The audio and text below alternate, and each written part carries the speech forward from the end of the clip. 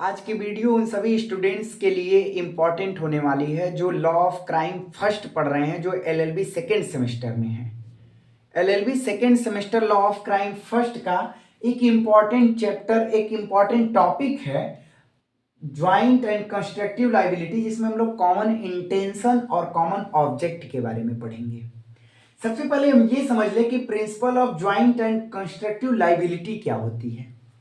मान लीजिए कोई अभियुक्त है जिसके ऊपर हत्या का आरोप लगा है, और उस अभियुक्त का जिसने हत्या किया है, कई ऐसे लोग हैं जिन्होंने उसे हत्या करने में मदद किया है, जिसे हम सह अभियुक्त या फिर को एक्यूज्ड के नाम से भी जानते हैं। तो principle of joint and constructive liability through common intention उन सभी व्यक्तियों को जिन लोगों ने हत्या करने में उसका सहयोग किया, मेन एक्यूज्ड का, मुख्य अभियुक्त का, उन सभी व्यक्तियों को मर्डर के लिए, हत्या के लिए लाइबल ठहराया जाएगा और उन सभी को दंडित किया जाएगा। यही principle of joint and constructive liability हमें बताता है, जिसमें हम लोग कॉमन इंटेंशन और कॉमन ऑब्जेक्ट के बारे में पढ़ेंगे। कई लोग इस बात को लेकर के बड़े ही कंफ्यूज रहते हैं कि कॉमन इंटेंशन और कॉमन ऑब्जेक्ट एक ही बात होता है, सिमिलर टर्म होता है, दोनों को इंटरचेंजेबली यूज किया जा सकता है। लेकिन ऐसा नहीं होता है। कॉमन इंटेंशन एक अलग चीज है और कॉमन ऑब्जेक्ट एक अलग चीज है, और दोनों को अलग अलग जगह पे परिभाषित की गई है। सबसे पहले हम लोग समझेंगे कि कॉमन इंटेंशन, जिसे हम हिंदी में सामान्य आशय भी कहते हैं, ये सामान्य आशय या फिर कॉमन इंटेंशन क्या होता है। देखिए, इसको परिभाषित किया गया है धारा 34 में आईपीसी के, और वही सेम परिभाषा दी गई है धारा 3 के उपधारा 5 में भारतीय न्याय संहिता के। ये धारा हमें कहती है कि acts done by several person in furtherance of common intention, when a criminal act is done by several persons in furtherance of common intention of all, each of such persons is liable for that act in the same manner as if it were done by him alone। मतलब ये जो धारा 34 कह रही है, धारा 34 का कहना यह है कि यदि किसी व्यक्ति के द्वारा किसी अन्य व्यक्ति के विरुद्ध कोई अपराध किया जा रहा है, और जो व्यक्ति अपराध कर रहा है उसके साथ जितने लोग उस अपराध को करने के लिए सहयोगी थे, उन सभी व्यक्तियों को उस अपराध के लिए दंडित किया जाएगा। जो ये धारा 34 है, ये कहता है कि any criminal act done by several person, several persons का यहां मतलब ये है एटलीस्ट 2 पर्सन और मोर, मतलब कोई भी आपराधिक कार्य करने के लिए कम से कम 2 व्यक्ति या उससे अधिक व्यक्तियों द्वारा इन फर्दरेंस ऑफ कॉमन इंटेंशन, सामान्य आशय रखते हुए, उन सभी के द्वारा सामान्य आशय रखते हुए यदि उस अपराध को किया जा रहा है, तो each person is liable in the same manner. तो सभी व्यक्तियों की लाइबिलिटी, सभी व्यक्तियों को उस अपराध के लिए दंडित किया जाएगा जैसे कि उन सभी ने अपराध किया हो, भले ही उस अपराध को एक्चुअली किसी एक ही पर्सन ने कमिट किया हो, लेकिन कॉमन इंटेंशन के थ्रू उन सभी व्यक्तियों को उस अपराध के लिए दंडित किया जाएगा। देखिए, कॉमन इंटेंशन अपने आप में कोई अपराध नहीं है। Common intention does not create any substantive offence. Common intention अपने आप में कोई अपराध नहीं है, लेकिन इस कॉमन इंटेंशन के थ्रू ही, कॉमन इंटेंशन के जरिए ही, इसी के द्वारा ही हम अन्य को एक्यूज्डों को, सह अभियुक्तों को भी उस अपराध के लिए दंडित कर सकते हैं। कॉमन इंटेंशन कोई सब्सटेंटिव ऑफेंस क्रिएट नहीं करता है, ये केवल एक रूल ऑफ एविडेंस है। क्या है? केवल एक रूल ऑफ एविडेंस है, जिसके थ्रू हम लोग सह अपराधियों को, सह अभियुक्तों को भी उस अपराध के लिए दंडित करते हैं। आइए एक एग्जाम्पल के माध्यम से हम आपको समझाते हैं कि कॉमन इंटेंशन क्या होता है। उससे पहले मेरा एक छोटा सा प्रश्न भी आपसे था। आप ये बताइए, जैसे मान लीजिए आपका नाम समीर है और एक का नाम विवेक है। दोनों सोचते हैं कि अरे यार ये चाइना वाले हमेशा वायरस बनाते रहते हैं ना कोई, जिसकी वजह से हम सभी को भी बहुत दिक्कत होती है। क्यों ना एक काम किया जाए, समीर सोचता क्यों ना एक काम किया जाए कि चाइनीज पीएम को, चाइना के प्रधानमंत्री को मार दिया जाए। समीर का क्या इंटेंशन है? समीर का इंटेंशन है intention to kill Chinese PM.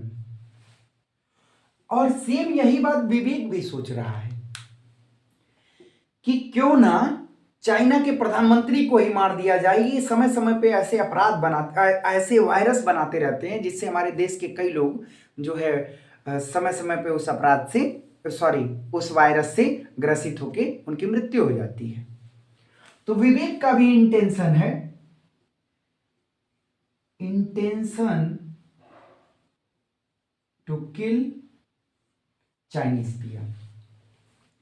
अब आप ये बताइए कि समीर का भी इंटेंशन है, विवेक का भी इंटेंशन है, दोनों के मन में ये बातें चल रही हैं, तो हम कह दें कि कॉमन इंटेंशन है। देखिए सेपरेटली तो दोनों के मन में एक ही इंटेंशन चल रहा है, लेकिन कॉमन इंटेंशन हम तब कहेंगे जब इन दोनों के इंटेंशन एक जगह पे आकर के मिलें और ये मिलने के बाद इस बात को लेकर के अग्री कर लें। क्या कर लें? अग्री कर लें। जिसे हम अगर लॉ के वर्ड में समझें तो प्रायर मीटिंग ऑफ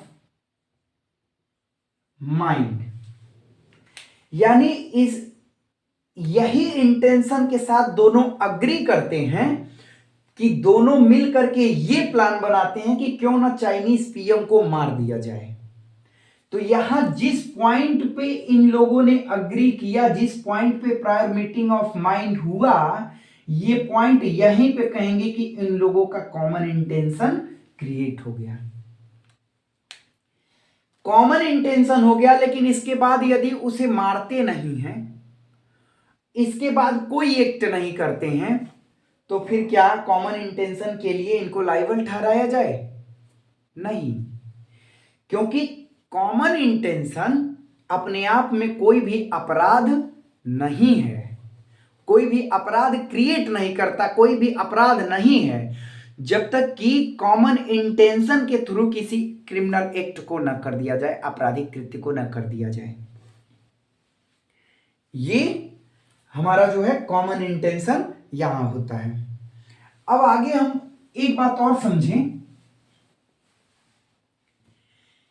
कि क्या कॉमन इंटेंशन जैसे इस केस में था कि अपराध को करने से पहले ही वो इंटेंशन हो सकता है कि ए और बी हैं, ए बी हैं और दोनों जो है एक्स को मारना चाहते हैं, तो पहले ही इनके मन में एक इंटेंशन आया एक एक्स को मारने का, तो दोनों आपस में मीटिंग किए। तो जैसे ही मीटिंग किए एक्स को मारने के लिए, तो यहां हम कहेंगे कि कॉमन इंटेंशन हो गया।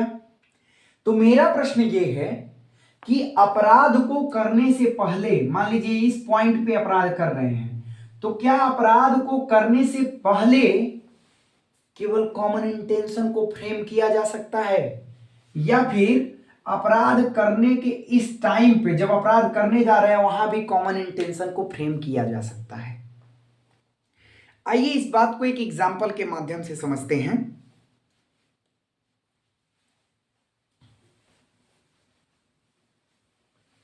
जैसे मान लीजिए ए बी और सी ये 3 पर्सन हैं और तीनों चाहते हैं, तीनों का इंटेंशन है, क्या है, यहां मैं आई लिख रहा हूं, आई का मतलब आप समझिएगा इंटेंशन से।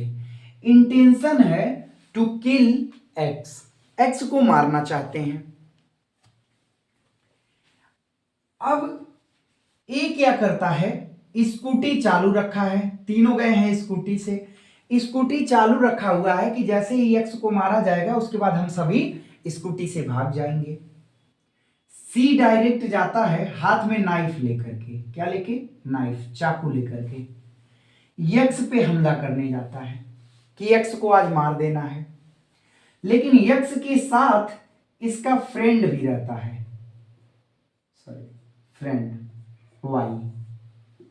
अब जैसे ही वाई देखता है कि सी यक्स के पास चाकू लेकर के आ रहा है और यक्स को जान से मार देता है, तो वाई के पास पड़ी एक लाठी रहती है, क्या, लाठी रहती है, और इस लाठी से आने लगता है सी को मारने के लिए। और यह बात बी देख लेता है, और जैसे ही बी देखता है कि ये जो वाई है वो सी को मार सकता है, तो बी गन निकालता है, बी गन निकालता है और इस गन से वाई को शूट कर देता है, वाई को जान से मार देता है। अब यहां मेरा प्रश्न ये है कि क्या ये तीनों जब आए थे, इंटेंशन, तीनों का इंटेंशन था यक्स को मारने का, तो यहां तो समझ में आ रहा है कि कॉमन इंटेंशन तीनों का था यक्स को मारने का। तो यदि यहां स्पॉट पे जाकर के जहां पे ये क्राइम करने वाले हैं उस जगह पे बी गन निकालता है और वाई को मार देता है, क्योंकि ये तीनों वाई को मारने तो नहीं आए थे, ये तीनों मारने आए थे यक्स को, तो क्या वाई के मर्डर के लिए केवल बी को दंडित किया जाए और यक्स के मर्डर के लिए केवल सी को दंडित किया जाए? ए की क्या लाइबिलिटी होगी? क्या ए को भी मर्डर की सजा दी जाएगी?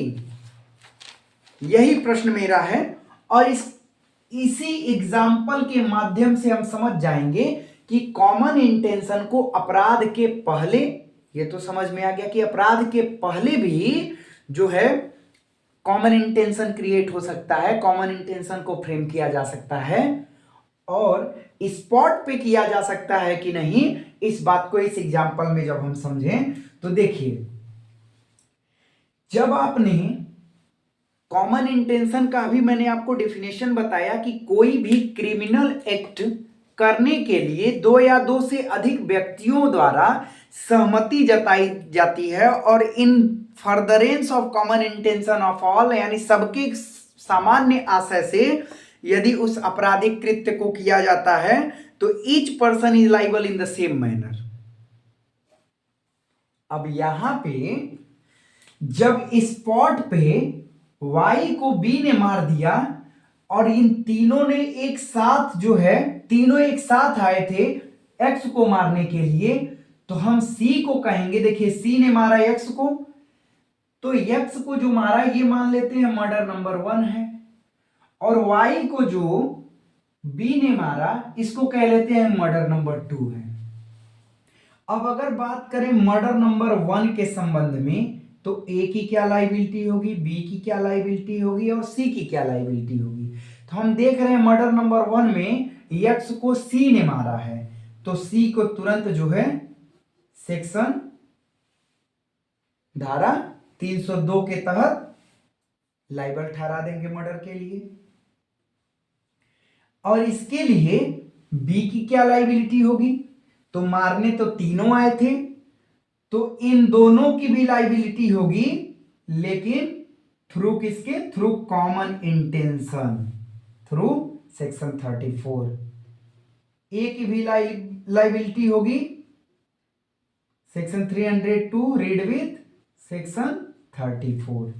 ये इन लोगों के ऊपर चार्ज फ्रेम किया जाएगा, सबको ही 302 अर्थात मर्डर के लिए दंडित किया जाएगा। अब यही बात कर ले मर्डर नंबर 2 की, इसमें आप बताइए जो मर्डर नंबर 2 हुआ है, वाई को जान से मारा गया है, उसमें ए और बी और सी की लाइबिलिटी क्या होगी? तो ये बताइए वाई को किसने मारा है? डायरेक्ट बी ने मारा है, तो बी की लाइबिलिटी होगी डायरेक्ट मर्डर की। और इन सभी के साथ ए और सी भी थे, तो ए और सी की भी यहां लाइबिलिटी होगी, लेकिन कैसे होगी? Through common intention. Read with section 34, section 302 read with section 34। इस एग्जाम्पल के माध्यम से आपको यह भी समझ में आया कि ये जो कॉमन इंटेंशन है, ये कॉमन इंटेंशन अपराध के पहले भी क्रिएट किया जा सकता है, और अपराध के जस्ट स्पॉट पे, जहां पे अपराध की जा रही है वहां पे भी कॉमन इंटेंशन को जो है क्रिएट हो सकता है कॉमन इंटेंशन। अब जो है मेरा अगला प्रश्न ये है, अगली बात आपको ये समझाना है कि बताइए, केवल नॉलेज होना, जैसे ए बी सी तीनों एक्स को मारने गए, ए जान रहा है कि बी और सी एक्स को मारना चाहते हैं, लेकिन ये कहता है कि नहीं भाई मैं नहीं मारूंगा, मैं नहीं मारना चाहता हूं, लेकिन उन तीनों के साथ चला जाता है। उसको नॉलेज है कि वो मार सकता है, लेकिन उसका इंटेंशन नहीं है एक्स को मारने का, तो क्या ए की लाइबिलिटी होगी थ्रू कॉमन इंटेंशन? नहीं होगी। इसी बात को जेसिका लाल मर्डर केस में बताया गया। जेसिका लाल मर्डर केस में यह हुआ कि दिल्ली के बार में टाइम ओवर हो जाने के बाद एक कस्टमर आता है, जिसका नाम जो है, नाम मुझे ध्यान में नहीं आ रहा है। वो कस्टमर जाता है दिल्ली के उस बार पे, और बार का टाइमिंग क्लोज हो जाता है कि अब जो है बार बंद होगा, और उसके बाद वो ऑर्डर करता है। ऑर्डर करने के बाद जो वहाँ की वेट्रेस होती है, वो ऑर्डर लेने से मना कर देती है कि सर अब बार का क्लोजिंग टाइम हो गया है और अब किसी का ऑर्डर नहीं लिया जा सकता है, और आपका भी ऑर्डर नहीं लिया जाएगा। तो वो कहता है कि बाकी लोग तो बैठ करके पी रहे हैं। तो लड़की कहती है कि बाकी लोग ने पहले ऑर्डर किया था, वो पहले का उन लोग का ऑर्डर है, उसको वो सब एंजॉय कर रहे हैं। इसी बात पे इस आदमी को गुस्सा आता है और ये जाता है घर से गन लेके आता है, और साथ में उसके जो दोस्त थे वो दोस्त भी उसके साथ जाता है और आता है। अब इस दोस्त को पता है कि गन लेकर के आ रहा है, हो सकता है मार भी दे, उस दोस्त को नॉलेज है, लेकिन तब भी उसके साथ जाता है, और वो व्यक्ति गन निकालता है, उसको शूट कर देता है लड़की को। लड़की की ऑन द स्पॉट मृत्यु हो जाती है। इसमें माननीय न्यायालय द्वारा ये निर्धारित किया गया, कोर्ट द्वारा ये निर्धारित किया गया कि केवल नॉलेज का होना, केवल जानकारी का होना किसी व्यक्ति को कॉमन इंटेंशन के थ्रू उसकी लाइबिलिटी अराइज नहीं करती है। यही जेसिका लाल मर्डर केस में बताया गया। अब एक प्रश्न और है हमसे, आपसे, कि क्या कोई व्यक्ति किसी माइनर के साथ किसी अपराध को करने के लिए जो है माइनर का सहारा ले ले और ये कहे कि माइनर से कि देखो बेटा, जैसे ए है, ये बी नाम की एक चाइल्ड को जो 6 वर्ष का है, कितने वर्ष का? 6 वर्ष का है, इसको कहता है कि इस फूड में पॉइजन मिला देना।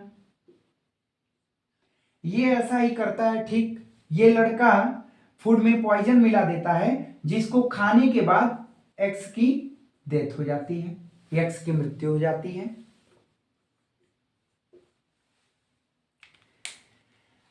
अब ए यहां ये डिफरेंस ले रहा है कि देखिए, ये जो पॉइजन देने का काम है वो बी ने किया है, और बी 6 साल का है, 6 वर्ष का है, तो बी के द्वारा किया गया कोई कार्य क्राइम है ही नहीं, अपराध है ही नहीं, ऑफेंस है ही नहीं, तो जब बी कोई अपराध कर ही नहीं सकता, वो अंडर एज है, तो जब बी के द्वारा कोई अपराध ही नहीं हुआ तो इसमें कॉमन इंटेंशन के थ्रू आप हमको लाइबल नहीं ठहरा सकते, ये डिफेंस देता है। दिमाग तो बहुत बढ़िया लगाया था, क्योंकि यहां जब एक्यूज्ड डायरेक्ट मर्डर कर रहा है तभी तो उसके को एक्यूज्ड, उसके सह अभियुक्तों को कॉमन इंटेंशन के थ्रू उसे भी मर्डर के लिए सजा दी जा रही है। यहां ये अभियुक्त यहां ये जो ए है ये डिफेंस दे रहा है कि जब बी के द्वारा मर्डर हुआ ही नहीं, लॉ के हिसाब से 6 साल से कम वर्ष का लड़का, 6 साल का बच्चा मर्डर नहीं कर सकता है, तो जब इस बी के द्वारा मर्डर ही नहीं हुआ तो फिर आप मुझे कॉमन इंटेंशन के थ्रू उस मर्डर के लिए लाइबल कैसे ठहरा सकते हैं, ये डिफेंस दिया जाता है ए के द्वारा। तो क्या ये डिफेंस ए को देने दिया जाए? मान लीजिए बी की जगह पे कोई सी रहता जो अनसाउंड माइंड पर्सन है, कोई पागल व्यक्ति है जो सोचने समझने में सक्षम नहीं है और उस पागल का सहारा लेकर के किसी अन्य व्यक्ति की हत्या करवा देता है। अब ये फिर डिफेंस ले रहा है कि जब उस अनसाउंड माइंड पर्सन के द्वारा कोई किया गया कार्य अपराध हो ही नहीं सकता, तो उस अपराध के लिए कॉमन इंटेंशन के थ्रू आप हमको लाइबल कैसे ठहराएंगे, ये फिर डिफेंस देगा। तो इस प्रकार से लॉ का मिसयूज किया जा सकता है। इस वजह से यहां यह कहा गया कि कोई भी व्यक्ति अगर अनसाउंड माइंड पर्सन से या फिर किसी चाइल्ड से, माइनर से कोई भी अपराध करवाता है तो उस अपराध के लिए थ्रू कॉमन इंटेंशन उस व्यक्ति को सजा दी जाएगी। भले ही यहां दोनों को मिला करके व्यक्तियों की संख्या 2 हो रही है, लेकिन ये अपराध करने के लिए कैपेबल नहीं है, फिर भी आपको थ्रू कॉमन इंटेंशन आपकी लाइबिलिटी अराइज होगी, आपको दंडित किया जाएगा। आशा करता हूं आपको समझ में आ रहा होगा। अब इस पे एक इंपॉर्टेंट केस है, मैं आपको बता दूं।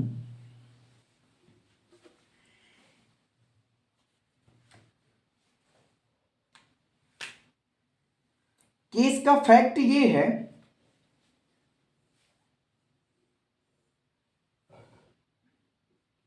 ये पोस्ट ऑफिस है, पोस्ट ऑफिस है और यहां पे यहां का कैशियर बैठा हुआ है। अब ये मान लीजिए कि ये गेट है, दरवाजा। पहले क्या होता था कि जब एटीएम नहीं थे, जब ऑनलाइन ट्रांजैक्शन नहीं होता था, तो पोस्ट ऑफिस के द्वारा ही बाई पोस्ट कैश हम लोगों के पास पहुंचाया करते थे। तो मान लीजिए कि यहाँ पे बहुत सारे कैश आए रहते हैं और ये कैशियर काउंट करके सबको रखता है कि कौन सा किसका, हाँ ठीक है। अब यहाँ पे एबीसी नाम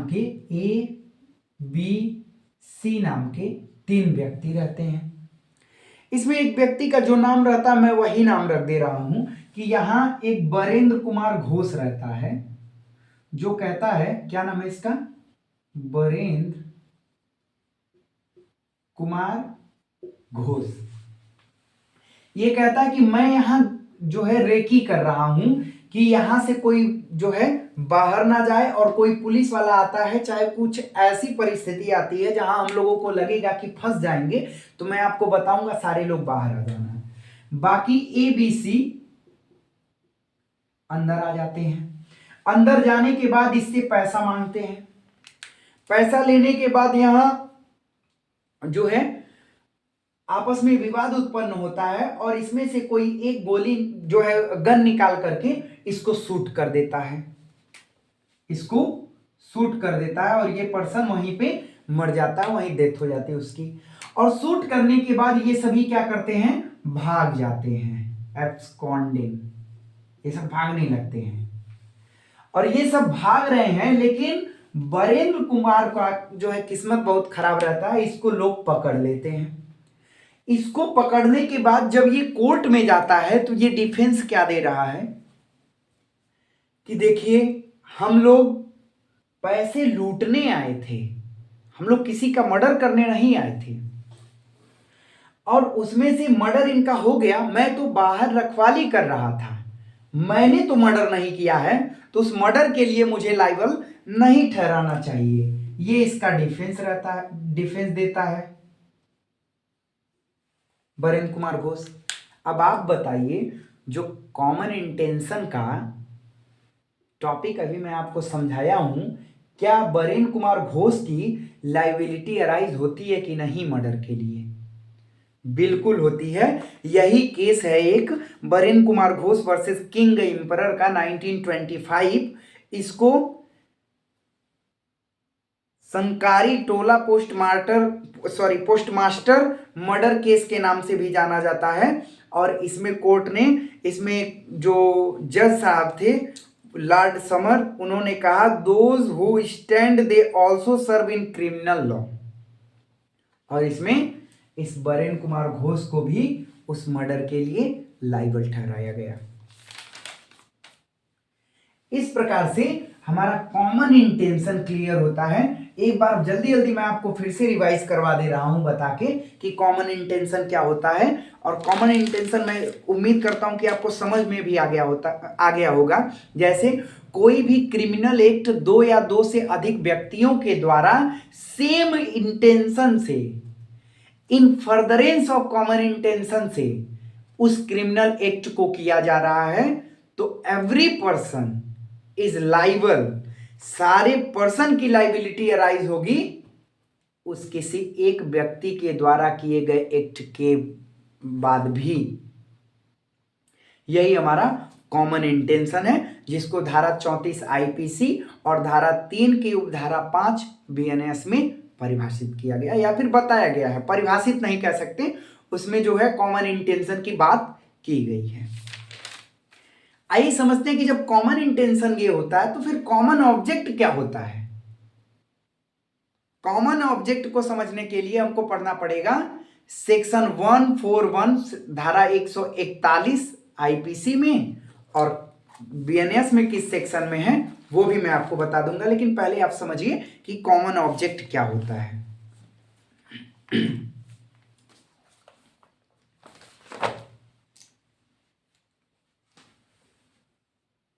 सेक्शन 141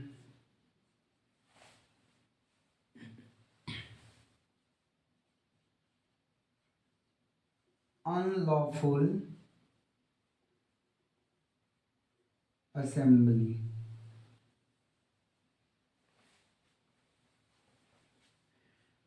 कोई भी असेंबली है, कैसी असेंबली है जिसमें कम से कम 5 पर्सन या फिर उससे अधिक। यानी देखिए पहला जो अंतर दिखाई दिया कि इसमें कम से कम 2 पर्सन, 2 से अधिक पर्सन भी हो सकते थे कॉमन इंटेंशन के लिए। लेकिन जब कॉमन ऑब्जेक्ट की बात की जाएगी तो यहां कम से कम 5 या फिर उससे अधिक पर्सन होने चाहिए। इन सभी का कॉमन ऑब्जेक्ट है। कॉमन ऑब्जेक्ट, ये कॉमन ऑब्जेक्ट का क्या मतलब होता है कि उन सभी का जो अल्टीमेट गोल है which is to be achieved, मतलब इनका एक अल्टीमेट गोल है, अंतिम लक्ष्य है कि इस गोल को हमको अचीव करना है। कैसा गोल?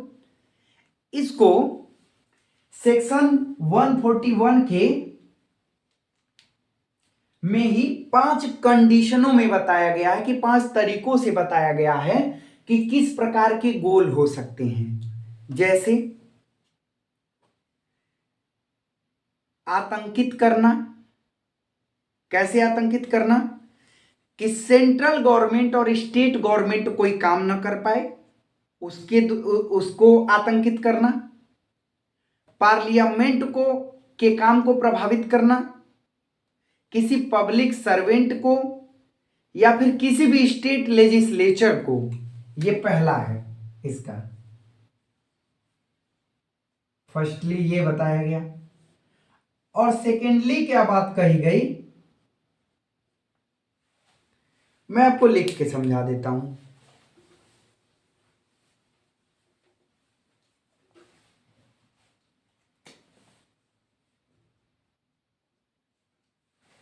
फर्स्टली है टू ओवरवेव,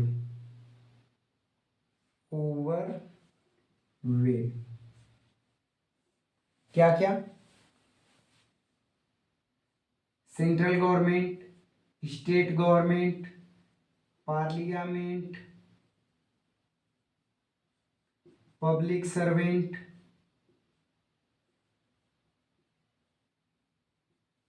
या फिर कोई भी state legislature.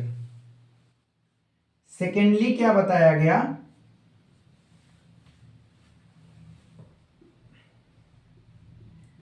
To resist the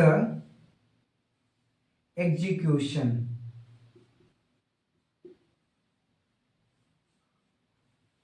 any law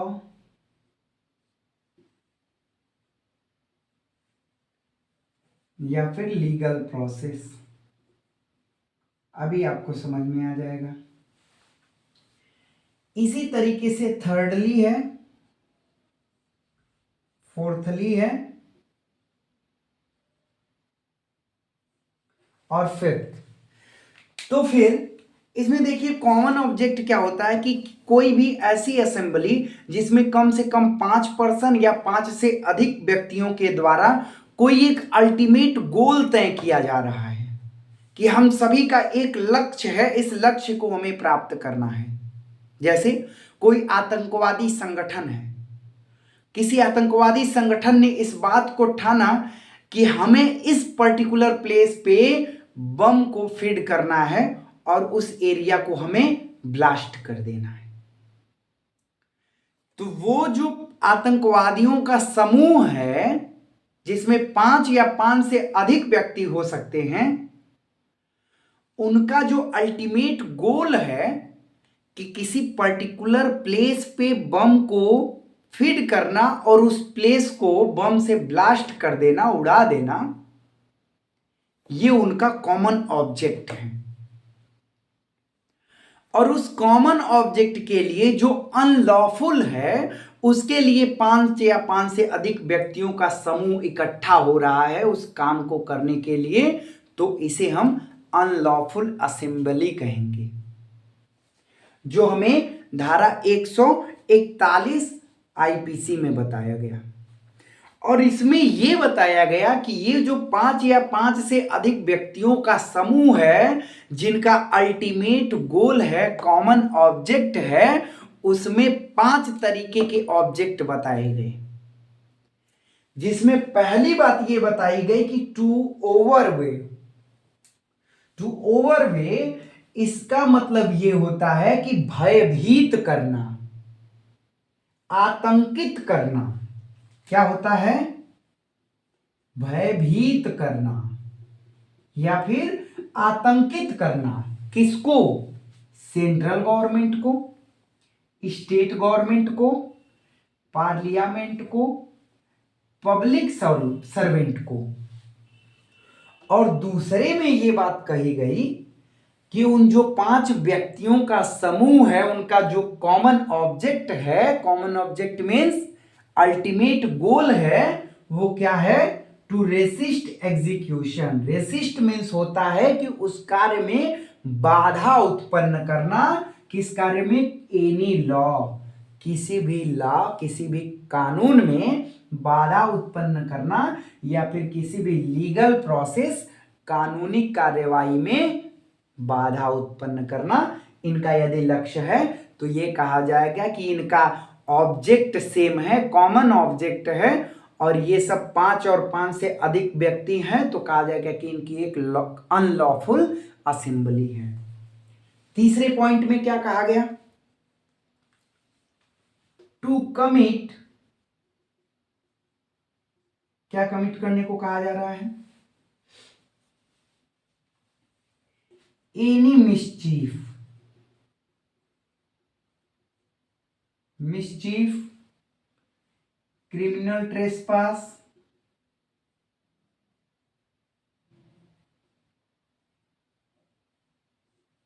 या फिर अदर ऑफेंसेस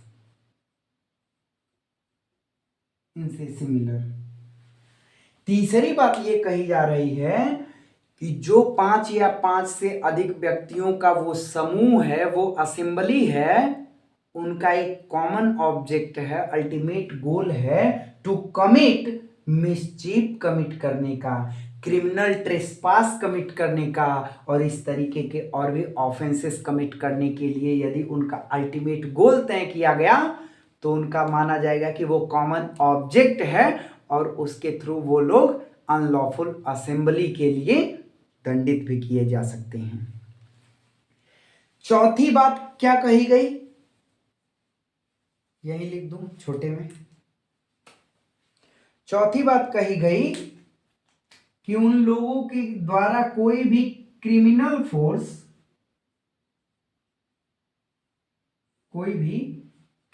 फोर्स क्या किया जा रहा है, to obtain possession of property. क्यों यूज किया जा रहा है क्रिमिनल फोर्स को, to obtain possession of property, किसी प्रॉपर्टी को कब्जा करने के लिए ऐसी असेंबली को तैयार की जा रही है, 5 या 5 से अधिक व्यक्तियों की असेंबली, जिनका कॉमन ऑब्जेक्ट क्या है, टू क्रिमिनल फोर्स को यूज करके to obtain position of property, किसी संपत्ति पे कब्जा प्राप्त करना जिस संपत्ति पे वास्तविक उनका अधिकार नहीं है, उस संपत्ति पे कब्जा करना चाहते हैं, या फिर इस क्रिमिनल फोर्स का यूज करके deprive any person, deprive means होता है कि उसको वंचित करना, किससे, डिप्राइव एनी पर्सन, किस लिए, किस किस चीज से वंचित करना, use of water, use of water, पहला पानी के उपयोग करने के लिए यदि किसी को वंचित किया जा रहा है तो फिर उनको कहा जाएगा कि जो असेंबली है अनलॉफुल असेंबली है। दूसरी बात, right two way, right two way, जाने का रास्ता। जैसे आप बहुत लोग देखे होंगे कि गांव में कई सारे ऐसे झगड़े होते हैं, झगड़े होने के बाद किसी व्यक्ति को 5 या 5 से अधिक लोग मिल करके उस व्यक्ति को किसी रास्ते से जाने से मना करते हैं कि इस रास्ते पे तुम्हारा अधिकार नहीं है, इस रास्ते से तुमको नहीं जाना है, जबकि उस व्यक्ति का उस रास्ते पे अधिकार होता है, तो फिर ऐसा वो नहीं कर सकते हैं। दूसरी बात, तीसरी बात क्या कही इसमें, an incorporeal right. Incorporeal right क्या होता है कि जिसका कोई फिजिकल एग्जिस्टेंस नहीं है, जिसका कोई भौतिक अस्तित्व नहीं है, जैसे कि सनलाइट, सूर्य का प्रकाश, उसका कोई भौतिक अस्तित्व नहीं है, तो सूर्य के प्रकाश को लेने से आप किसी को वंचित नहीं कर सकते हैं। यही बात चौथे पॉइंट में कही गई। ये सब कौन सा सेक्शन हम लोग पढ़ रहे हैं, सेक्शन 141 अंडर आईपीसी। आईपीसी का सेक्शन 141 पढ़ रहे हैं जो हमें अनलॉफुल असेंबली के बारे में बताता है, और वहीं बीएनएस की बात करेंगे तो 189 में ये बातें बताई गई है। पांचवा पॉइंट क्या कहता है, अब देखिए पांचवा पॉइंट के लिए कोई एक तो हमको मिटाना पड़ेगा, उम्मीद है आप लिख भी लिए होंगे, ये 2 तक मैं मिटा दे रहा हूं।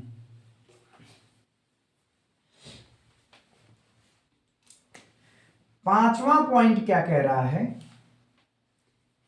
कि क्रिमिनल फोर्स यूज कर रहे हैं आप, क्रिमिनल फोर्स, ये मैं जो बात कर रहा हूं ये सारी चीजें क्रिमिनल फोर्स का यूज करना, to commit, to resist, criminal force, to overawe, ये सारी चीजें किसके रिस्पेक्ट में मैं यूज कर रहा हूं, उस अनलॉफुल असेंबली के लिए जो 5 या 5 से अधिक व्यक्तियों के द्वारा बनाई गई है किसी अल्टीमेट गोल को अचीव करने के लिए, कॉमन ऑब्जेक्ट के लिए। और कॉमन ऑब्जेक्ट का सीधा मतलब होता है कि किसी भी अल्टीमेट गोल को अचीव करना, उनका उद्देश्य होता है कि एक लक्ष्य बना लेना और उस लक्ष्य को प्राप्त करना, उसे हम लोग कॉमन ऑब्जेक्ट कहते हैं। Criminal force cause any person to do any act, पहला क्या कह रहा है, cause any person to do any act, और ये पर्सन वो एक्ट को करने के लिए लीगली बाउंड नहीं है, which is not legally bound. कौन सा एक्ट करने के लिए आप उसे बाध्य कर रहे हैं, जिस कार्य को करने के लिए वो लीगली बाउंड नहीं है, आप क्रिमिनल फोर्स को यूज करके उस व्यक्ति से ऐसा कार्य करवाना चाह रहे हैं। दूसरा पॉइंट क्या कह रहा है, to cause omission of something, to cause omission of something. Omission means कि उसको किसी कार्य को करने से रोक रहे हैं, जो उस पर्सन की लीगल ड्यूटी है, जो उस पर्सन की लीगल ड्यूटी है, जो लीगली बाउंड है वो कार्य करने के लिए, उस कार्य को करने से यदि आप क्रिमिनल फोर्स का यूज करके उस व्यक्ति को रोकते हैं, और वो व्यक्ति आप सभी की संख्या पांच या पांच व्यक्तियों से अधिक है की है, तो ऐसा माना जाएगा कि आप सभी एक लॉफुल असेंबली का निर्माण कर रहे हैं। और यही अनलॉफुल असेंबली जो धारा 41 आईपीसी में बताया गया, वही बीएनएस 189 में बताया गया है, इसमें कोई भी चेंजेस नहीं है। आइए इसके बाद हम ये समझें कि आपको कब माना जाएगा कि आप किसी भी अनलॉफुल असेंबली के मेंबर हैं, क्योंकि कई सारे नेता भीड़ को लेके जाते हैं, और भीड़ को लेके जाने के बाद वो ये तय करते हैं कि आज हमें शहर में किसी भी दुकानों को खुलने नहीं देना है, तो एक तरीके से क्रिमिनल एक्ट है।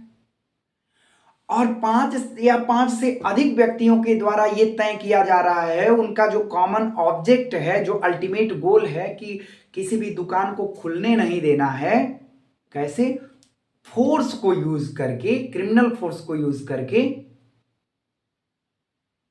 अब उस व्यक्ति की, जिस व्यक्ति का दुकान है, उसका अधिकार है कि वो अपने दुकान पे जाए, अपने दुकान को खोले, लेकिन आप उसको उसके काम को करने से रोक रहे हैं, तो फिर कहा जाएगा कि आपने अनलॉफुल असेंबली क्रिएट किया।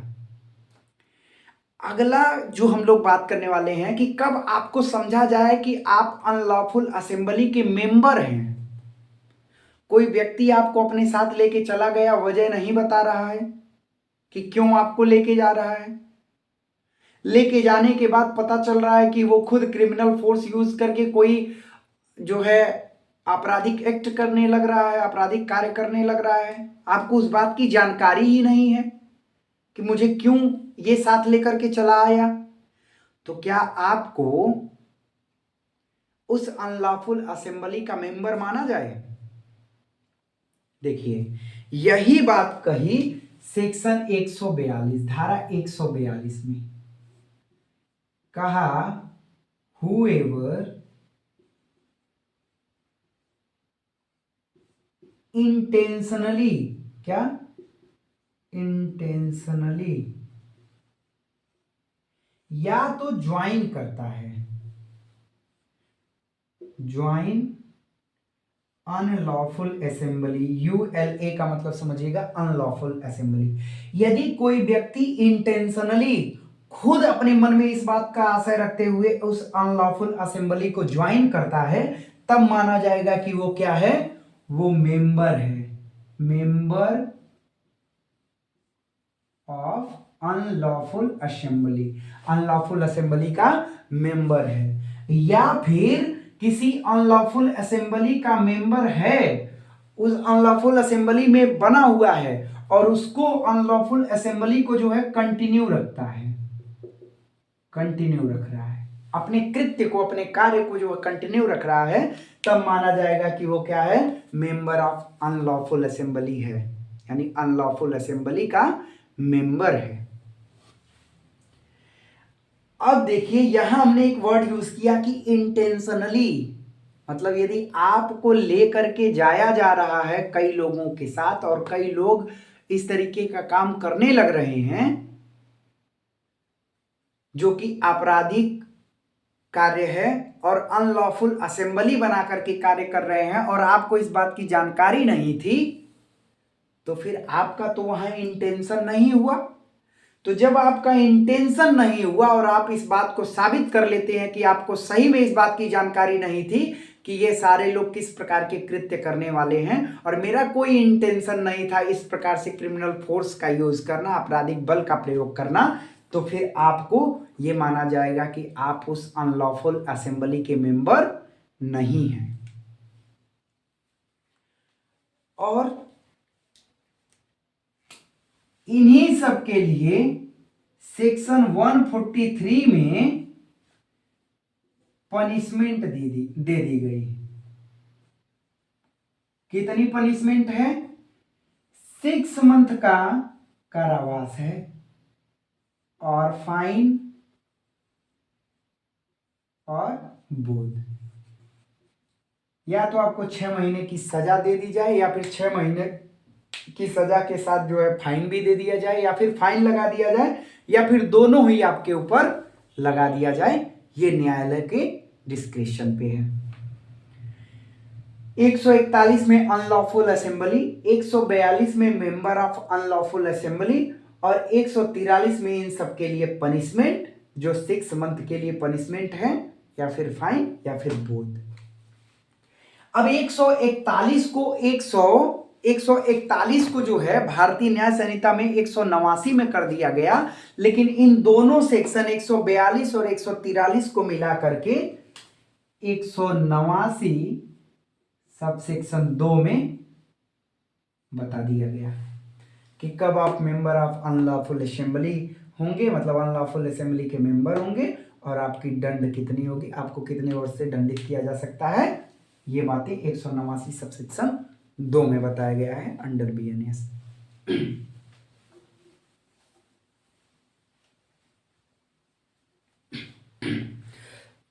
सॉरी। अब 144 ये कहता है, सेक्शन 144, कि जो आप अनलॉफुल असेंबली में जा रहे हैं, आप अनलॉफुल असेंबली के मेंबर हैं और आप अपने साथ डेडली वेपन लेके जाते हैं जिससे किसी व्यक्ति की मृत्यु कारित की जा सके, किसी व्यक्ति का डेथ किया जा सके, या फिर इस प्रकार का आपके पास हथियार है जिस हथियार से इस प्रकार की संभावना है कि इस हथियार से किसी का अपराध कर दिया जाए, किसी के ऊपर हमला कर दिया जाए, तो बहुत ढेर सारी संभावनाएं हैं कि सामने वाले की मृत्यु हो जाए। तो इस प्रकार के यदि हथियार से सुसज्जित होकर के आप अनलॉफुल असेंबली में जाते हैं, अनलॉफुल असेंबली करते हैं, तो फिर इस बात को जो है रखा गया है सेक्शन 144 में, जो कि भारतीय न्याय संहिता के 189 के सब सेक्शन 4 में बताया गया है। Armed with deadly weapon in lawful assembly, sorry unlawful assembly. अगली बात करें जो सबसे महत्वपूर्ण है, सेक्शन 149 आईपीसी का और सेक्शन 190 बीएनएस का। ये कहता है, मैं लिख दूं, लिखने के बाद आपको आसानी से समझ में आ जाएगा कि किसी भी अनलॉफुल असेंबली में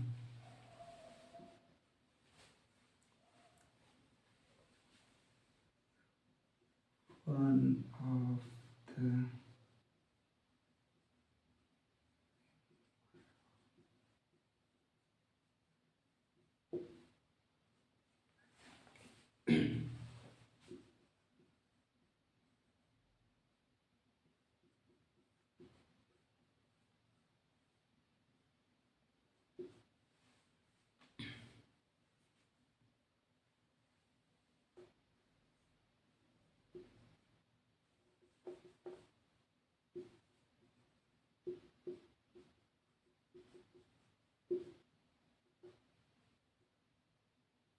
गिल्टी माइंड,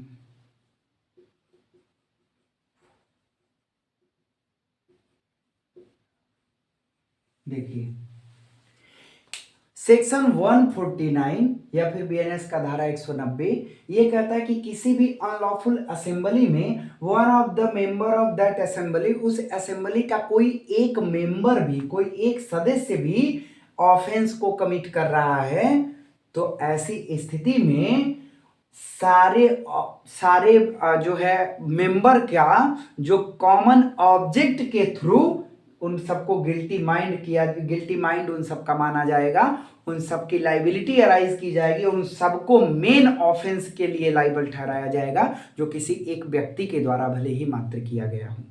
जैसे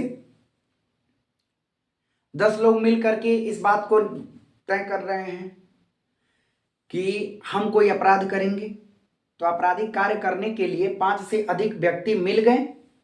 इनका कॉमन ऑब्जेक्ट क्या है कि एक व्यक्ति यक्ष है, उस यक्ष को जान से मार देना है। तो यक्ष को मारने के लिए ये सारे लोग जब इकट्ठा हो रहे हैं, सबका एक कॉमन ऑब्जेक्ट है, उनका एक अल्टीमेट गोल है कि यक्ष को मारना है। अब कोई भी यक्ष को मार सकता है। तो यहां पे कॉमन इंटेंशन तो सबका हुआ कि यक्ष को मारना, लेकिन कॉमन ऑब्जेक्ट क्या है कि उनका अल्टीमेट गोल होता है, अल्टीमेट गोल है, अंतिम लक्ष्य है कि यक्ष को जान से मारना है।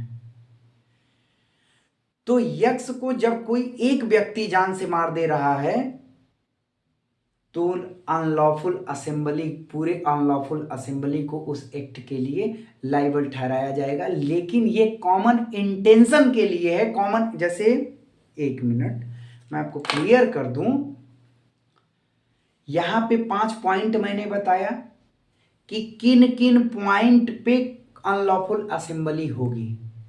कॉमन इंटेंशन बताया, जैसे 10 लोग मिल करके एक को मारना चाहते हैं, सारे मिल करके प्लान बना रहे हैं, तो ये कॉमन इंटेंशन हुआ।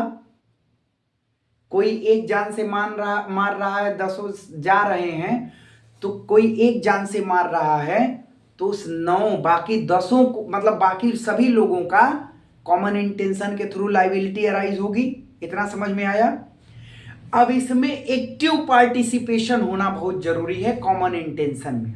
मान लीजिए 10 लोग मिलकर के एक व्यक्ति को जान से मारना चाह रहे हैं, लेकिन जिस दिन जान से मारना है उस दिन ए को, पहले व्यक्ति को कोई जरूरी काम पड़ जाता है और शहर से बाहर चला जा रहा है, बाकी 9 जाकर के मारते हैं। तुम्हें कॉमन इंटेंशन के लिए कॉमन इंटेंशन तो उन सबका होगा, वो सब आपराधिक षड्यंत्र के लिए 10 लाइबल हो जाएंगे, लेकिन मर्डर के लिए बाकी 9 लाइबल होंगे। लेकिन जो कॉमन ऑब्जेक्ट है, कॉमन ऑब्जेक्ट में ये है कि इनका फिक्स एक बता दिया कि किस प्रकार के ऑफेंस ये कर रहे हैं। बाधा उत्पन्न कर रहे हैं स्टेट गवर्नमेंट और सेंट्रल गवर्नमेंट के कार्य में, उन्हें भयभीत कर रहे हैं, आतंकित कर रहे हैं, किसी पब्लिक सर्वेंट को भयभीत कर रहे हैं, किसी व्यक्ति को उसके निजी जो अधिकार है, रास्ते का उसको अधिकार है, रास्ते से जाता आता है, उस पर उसका राइट है, उस रास्ते से जाने नहीं दिया जा रहा है। सूर्य की रोशनी लेने से उसको जो है रोका जा रहा है। किसी पब्लिक सर्वेंट से जो कार्य वो लीगली बाउंड है करने के लिए, उस कार्य को करने से रोका जा रहा है। और कोई व्यक्ति जो कार्य करने के लिए लीगली बाउंड नहीं है, उसको जबरदस्ती कार्य करवाया जा रहा है। तो इस प्रकार के कार्य को कॉमन ऑब्जेक्ट के थ्रू देखेंगे कि उनका एक अल्टीमेट गोल है कि ये काम नहीं करने देना है। तो कॉमन ऑब्जेक्ट होता है, उसका एक फिक्स गोल है कि हमको ये करना है, ये करने नहीं देना है। और 141 में जो कॉमन ऑब्जेक्ट को बताया गया, उसमें 5 पॉइंटर में बताए गए, सारी बातें मैं आपको बताया, उस 5 पॉइंटरों में जब फॉल करेगा तब जाके वो कॉमन ऑब्जेक्ट होगा। और कॉमन इंटेंशन आपको हम बताएं, तो इस प्रकार से कॉमन ऑब्जेक्ट और कॉमन इंटेंशन आपको आशा करता हूं समझ में आ गया होगा। बाकी एलएलबी के और भी टॉपिक्स के वीडियो आप सभी को समय से उपलब्ध हो जाएंगे एग्जाम के पहले ही। तो अभी तक आपने हमारे चैनल को सब्सक्राइब नहीं किया तो प्लीज़ हमारे चैनल को सब्सक्राइब कर लीजिए, बेल आइकन को दबा दीजिए ताकि मेरे द्वारा बनाया गया वीडियो आपके पास सबसे पहले पहुंच सके। और जुड़े रहिए हमारे साथ। Thanks for watching my video.